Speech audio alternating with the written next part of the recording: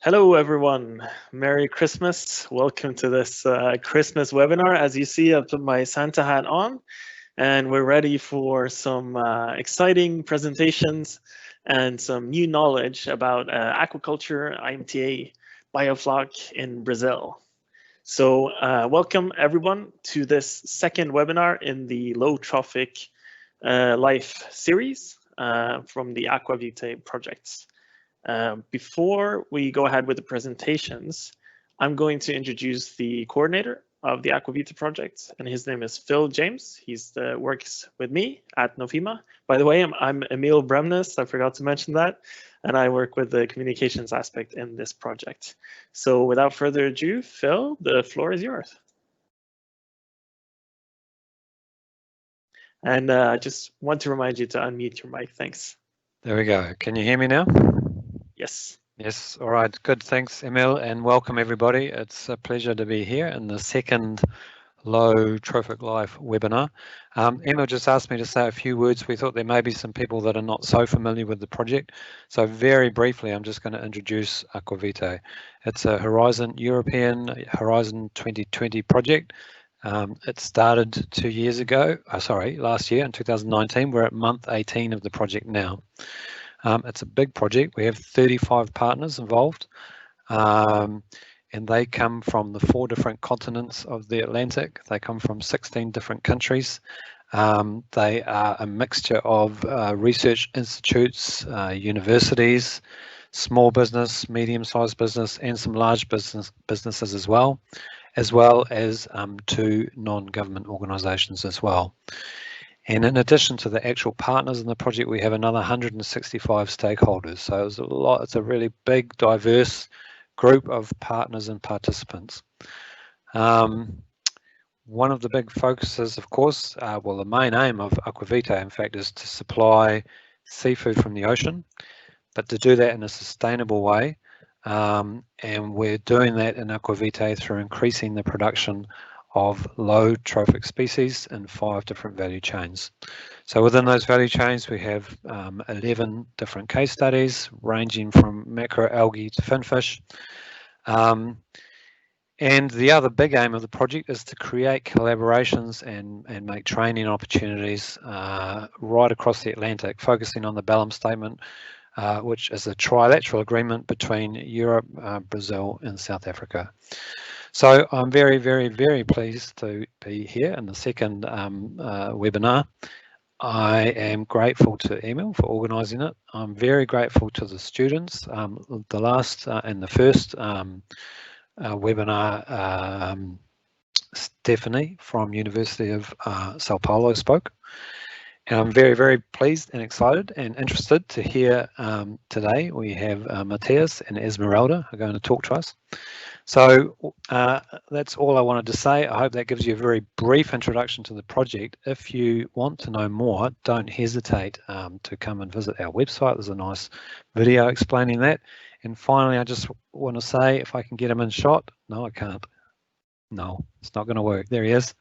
Merry Christmas, everybody, and have a really great New Year, and I look forward to seeing you next year. Thanks, Phil. Lovely words right there, and a beautiful, tiny little Santa Claus you have in your office. Love to see it. Love to see it. Right. So I just want to explain a few things with regard to the platform that we're on, this Teams live event. So on your right-hand side, you should have a box where you can ask questions. So I would encourage everyone to write anything they might be wondering about in there as we go along, and we'll take questions at the end of each presentation.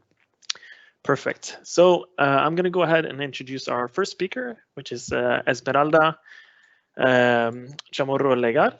And so Esmeralda, if you could prepare your presentation while I go ahead. Thank you. So Esmeralda, she is an aquaculture production engineer with a master's and doctorate in aquaculture sciences. She's been working with shrimp production in biofloc technology for 9 years, and the last 5 years, she connected the biofloc technology with integrated multi-trophic aquaculture, IMTA concept, with particular approach in circular economy. And Esmeralda is a postdoc at the Universidade Federal de Santa Catarina, as part of the AquaVitae project, and she will present results on seaweed, mullet, and shrimp cultivation in biofloc systems with an IMTA approach. Esmeralda, the floor is yours, and thank you. Okay, thank you. Thank you for this welcome, and hello everyone. So I'm happy to be here today with all of you on the other side. So I would like to thank you, AquaVitae project from the European Union for this opportunity, and welcome all to the attendees. So I have been researching about shrimp, mullet, and seaweed cultivation in biofloc system and IMTA approach. And today I will show you our point of view and that we are doing to contribute to the global aquaculture following the Sustainable Development Goals. So aquaculture is the fastest growing animal food sector and provides high quality food for the human consumption. Generally, the animals that are cultivated need feeds and just recover a little part of these nutrients, and the other part is excreted. So this low recovery brings us three challenges. The first of all is the toxicity. The high nitrogen ammonia levels in the water are toxic for the shrimp and other aquatic animals. So it's necessary to remove this nitrogen with water exchange. The second challenge is the economic challenge, because the nitrogen is the most expensive ingredient of feeds, and feed represents more than 50% of costs in an aquaculture farm. So really, we are losing money. And third challenge is the environmental, because this exceeding of nutrients can generate contamination for the environment next to the farm. So in this way, in this sense, biofloc technology is a friendly system with the capacity to recycle nutrients like nitrogen, for example. This is possible thanks to the microbiological process that serves as water quality controllers, like biofilters, and also as additive in the feed, for example. But this system is perfect? Not at all. And this one point that is very important in biofloc technology is that for produce 1 kilogram of shrimp, we used only 0.16% than a traditional system production. So that's important. But this system is not perfect. So what is the problem? The problem is that during the cultivation in biofloc technology, it is necessary to remove by decantation the exceeding of sludge or solids. And these sludge is rich in saline nutrients. Perhaps mullet can be helping us. So we knew that this fish is in the natural environment, consume many of the microorganisms that make up biofloc. So we carried out an experiment integrating multi-trophic and was fed with artificial diets, and we observed that they mullet grow and took advantage of the biofloc without affecting the fish health. Also, we observed, we found out that the multi-trophic integration with shrimp farm help us to increase by by 16.8% the phosphorus recovery. So we think, what if we increase the mullet biomass? So we found out that Mujurema biomass limit was 3.7 kilograms per cubic meter, and in the same fish seemed to be good alternative to have environmental and diversify our production. In addition to the challenge of the solids or sludge of this system, we have an accumulation of inorganic compounds in shrimp and mullet system on the water. So we added Ulva fasciata, a seaweed, to the system, and in order for the seaweed to use these dissolved nutrients. And we observed that Ulva improved the environmental approach to the nutrient recovery. For example, 5.5% of nitrogen and 7.5 of phosphorus. And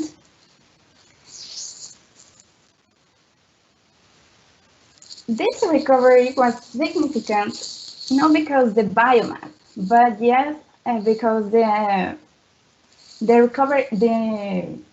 compounds that the Ulva fasciata can improve in this system. And for example, there are more bioactive compounds, for example, chlorophyll and carotenoids, and nitrogen was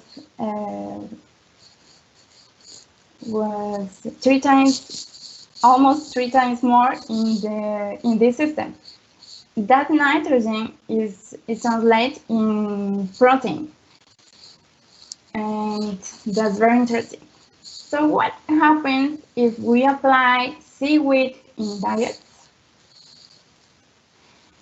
So we use this Ulva fasciata in diets of marine fish, Seriola dorsalis. Okay. And Seriola dorsalis, and we found out that DHA, the omega-3, increases with only 1% of supplementation with Ulva fasciata rearing in this system.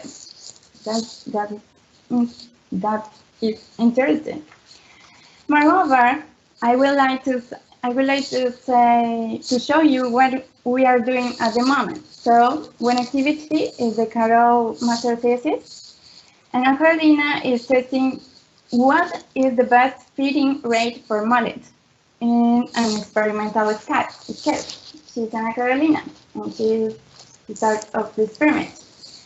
So second activity is the pilot scale that have a 50,000 liter tank for shrimp cultivation and a 6,000 liter tank for a mullet cultivation. Here we can see the shrimp tank, and here is the mullet tank.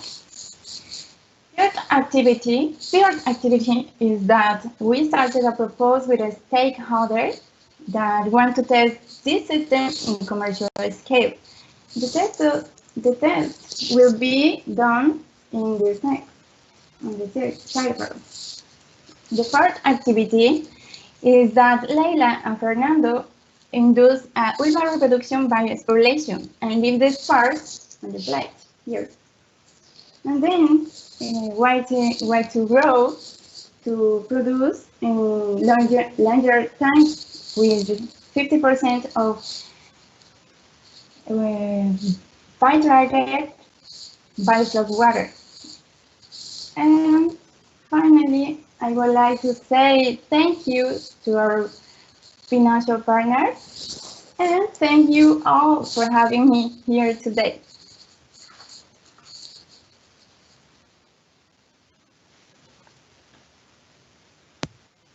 Thanks, Esmeralda. Thanks a lot for that presentation. All right, so we're going to open up for questions now from the audience. So if you have anything you wish to ask Esmeralda, feel free to write it in the box to your right. So we haven't got any questions that have come in so far, Esmeralda, but I have one for you actually. So you mentioned a little bit about what you're going to do in the upcoming months. So what are the next steps for you guys when it comes to this project? Okay, so in this moment we started with a stakeholder, a proposal. So in this sense, we will test the economic approach. If this system is very economically viable. All right, excellent. Yeah, it's always a good idea to see if it's economically viable, especially for the industry partners involved. And actually, that brings me to my second question. So you mentioned that you will be starting a commercial scale testing. And so what has been the response from the industry so far in your case with your testing? It's a good question. Thank you. That question is very interesting because all of these experiments that we done are response that are that response questions for the stakeholders, the productions, the farmers. So the next step that we need to do is continue that to have response for the. Perfect. Well, yeah, there does seem to be a lot of interest from the commercial side in Brazil, seeing as it seems that including IMTA and shrimp production seems to be so effective. So well done on your research, and thanks a lot for your presentation. Thank you. No worries at all. Right, so let's move on to our next speaker.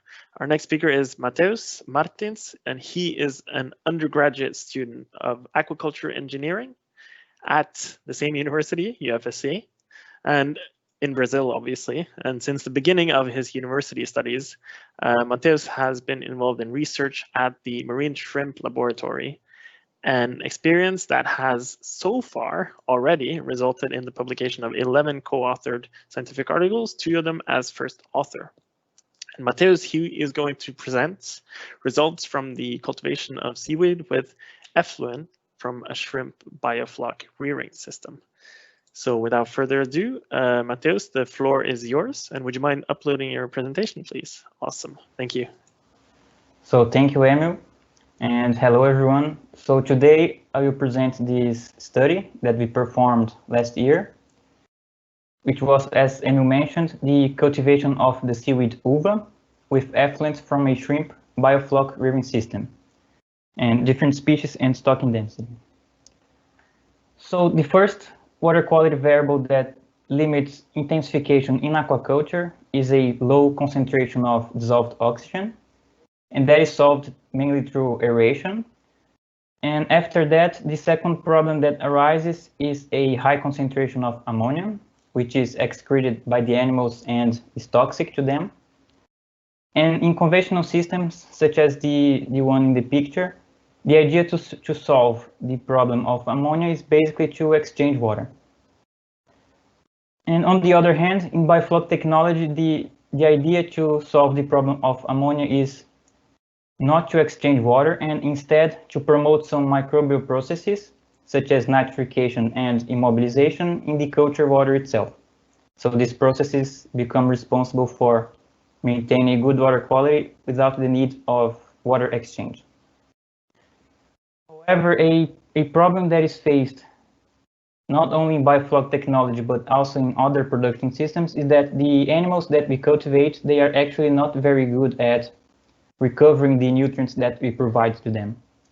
For example, in the case of the marine shrimp, about 80% of the nitrogen and 89% of the phosphorus are actually lost to the water as ammonia, feces, or uneaten feed. And only about 20% of the nitrogen and 11% of the phosphorus are actually recovered by the animal. And those nutrients that are lost, they then deteriorate the culture environment because they result in the buildup of organic matter and some inorganic substances. And so at first, this may seem as if it is only a problem due to the possibility of eutrophying natural water bodies that may receive the effluent or just the sheer waste of resources. There's also another side of this, which is the possibility of recycling these nutrients for the culture of other species. And that is the integrated multi-trophic aquaculture approach. And just to show an example of the application of that approach to biofloc technology, we performed this study a couple of years ago at our lab, in which we evaluated the integrated culture of Nile tilapia to Pacific white shrimp. And the fish were intended to consume the organic matter that accumulated.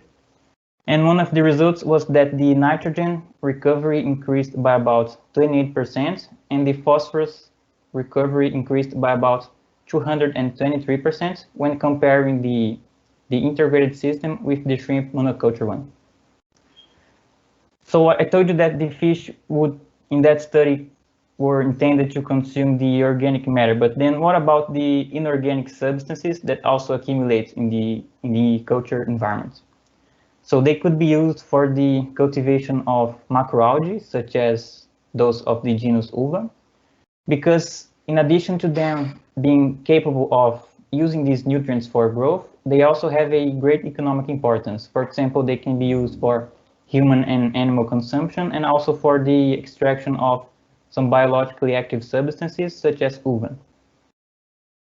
And with this in mind, our aims with this study were first to evaluate the cultivation of two Ulva species, Ulva lactuca and Ulva onoi, using effluent from a shrimp biofloc tank. And then the best performing algae we submitted to another experiment to evaluate its cultivation under two stocking densities, 2 and 4 grams per liter.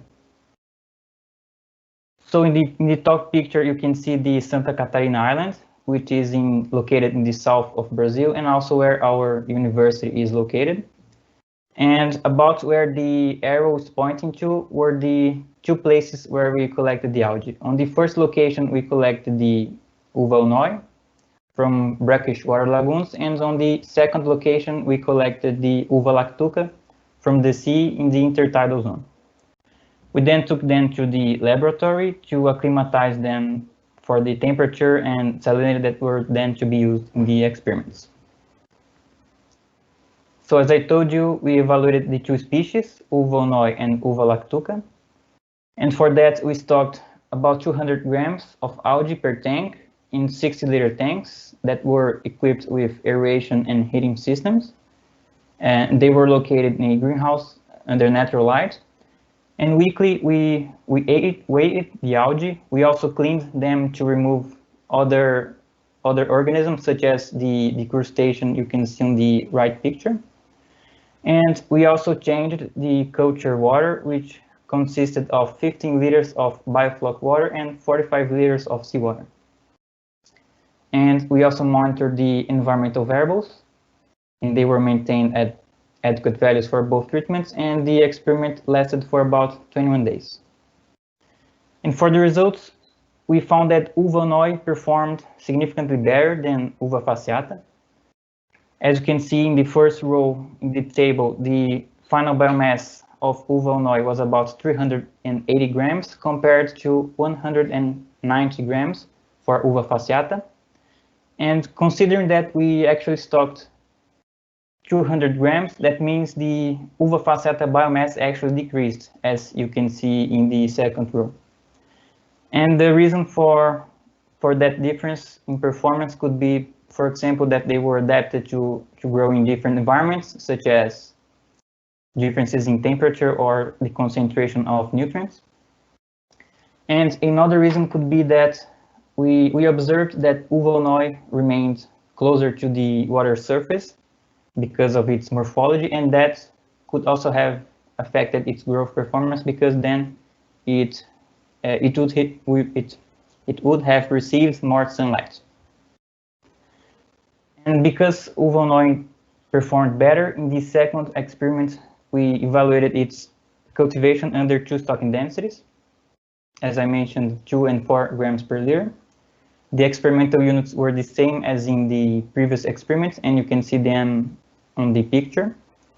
And we also performed the same procedures of weighing, cleaning, and changing the culture water. We also monitored the environmental variables, and they were again maintained at suitable values for both treatments. And the experiment lasted also for 21 days. And for the results, although the highest stocking density resulted in a significantly higher final biomass, as you can see in the first row highlighted in green, 380 grams compared to about 300 grams for the lowest density. The growth rate in the lowest density was actually significantly higher, about 4.3, again highlighted in green, compared to 2.7 in the highest density. In the yields in the last row, there were no differences between the 2 yields. And the reason for that reduction in growth performance was likely due to self-shading, which is actually a common occurrence when you look into the literature, this phenomenon of reduced algae growth performance when they are cultivated under higher stocking densities. And for the conclusions, as regards the Ulva species, we found that Ulva performed significantly better than Ulva fasciata when cultivated using biofloc water. And as regards the Ulva stocking densities, we found that the lower density proved to be more efficient because it resulted in a higher growth rate and also in similar yields when compared to the highest density. And if anyone is interested, this study was just published in an open access journal. It is available online. And just to acknowledge the funding sources, the university, the laboratory, and the EMIL and the organizers for providing this opportunity. And thank you for the attention. Thanks a lot, Mateus. Thanks for the great presentation, kind words. Right, so there's a couple of questions that have come in, but before we jump to them, I just wanted to ask you if you, during the testing, the 2 testing periods that you had, if you experienced any particular challenges during that time. Well, I think the greatest challenge was that because we collected the algae from the wild, we had to deal with some undesirable organisms such as the crustacean that I showed, and every week we had to remove them so that they would simply not eat all the algae. I think that was the main challenge. That does sound like something that could pose a problem, yeah. So I can imagine that must have been a challenge, right? So what's next when it comes to testing with these algae, and especially with the Ulva ochnoi, if I pronounced that correctly? Well, I think a possibility would be to do something similar to what Esmeralda did, which she evaluated Ulva fasciata as a feed additive, and we could also evaluate Ulva as a feed additive, and if that has any effect on, for example, animal health or growth performance. Great, yeah, that sounds exciting. Right, so there's a couple of questions that have come in. One of them came during Esmeralda's presentations. I think it might be directed at her. So Esmeralda, but you could probably also answer this, Mateus. We'll see how you guys want to address it.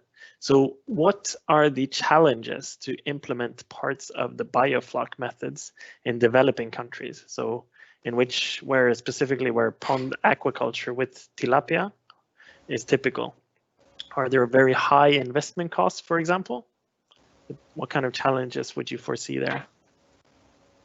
So Mateus? Oh, I think the greatest challenge would be the investment cost, because it is, for biofloc technology, it's kind of high. What kind of range are we talking? What kind of range are we talking? Could you give me a ballpark? I do not remember it very well, but in a discipline at university, I think a professor told that it was about a million, our current, $1 million for 1 hectare. So it's pretty high. Right. Cool. Esmeralda, did you have anything to add to that, or are you okay? That's right. Great question. Thank you for this. And Mateus says that this is right, but I just want to add a little bit commentary, because tilapia is cultivated in another salinity. So technically, we chose a species for the system integrated because the biology of each species. For example, tilapia depends of the many factors. It's not just one. So that's it. Right, that's a good point. You have to take the biology into concern, I imagine. Right, so there's another question for you, Mateus, I think, and it reads, what happens to, for example, the algae that's produced through biofloc methods? Are there food safety standards that hinder sales, for example? Is there a market demand for typical biofloc species, for example? Well, I think a way to market the products that are produced in biofloc technology would be to, for instance, to market them as produced in a sustainable manner, compared, for example, in the case of shrimp, that the alternative would be, for instance, to cultivate in the coast in earthen ponds, and there's all of the problem of destroying mangroves to build them. So with biofloc technology, that problem is reduced, and I think that could be a way to differentiate the product. And for the food standards, I'm not aware. There may be, but I'm not aware about them. Okay, maybe do you have something to add to that, Esmeralda? Yeah, it's a great one because the problem of the macroalgae, the seaweeds, are that they bioaccumulate nutrients and metals, heavy metals. Yep. So this is a problem. In our system, is all controlling. So we have more safely seaweed. We know the procedure. We can know the quality at all. So Mateus has the ability. Traceability. Yeah, traceability. Thank you. So we have traceability for this product. So it's great. It's great, the biofloc system for this aspect. Yeah, I can imagine you have a bit more control over the systems when you have to check upon your species all the time and make sure they don't get eaten up as well. Right, so we haven't gotten any more questions, so I think we might actually conclude at this stage. I think 30 minutes for a webinar is the perfect length, right? Everyone attending, I imagine, thinks the same. I mean, you managed to stay throughout the whole game and get all the information that you need. Right, so without further ado, I'd like you guys to have the final word. You can say Merry Christmas and Happy Holidays in each language. Mateus? Well, thank you, Emil and Philip, for organizing this, and everyone that watched it. And just that, thank you. And Esmeralda? Thank you again for this opportunity to AquaVitae project. Emil, for your passion, and Philip for your time. It's very important for us, this opportunity. Thank you all, and Merry Christmas. Thank you guys, and Merry Christmas to all of you from all of us. And we are logging off, so bye-bye. Happy holidays.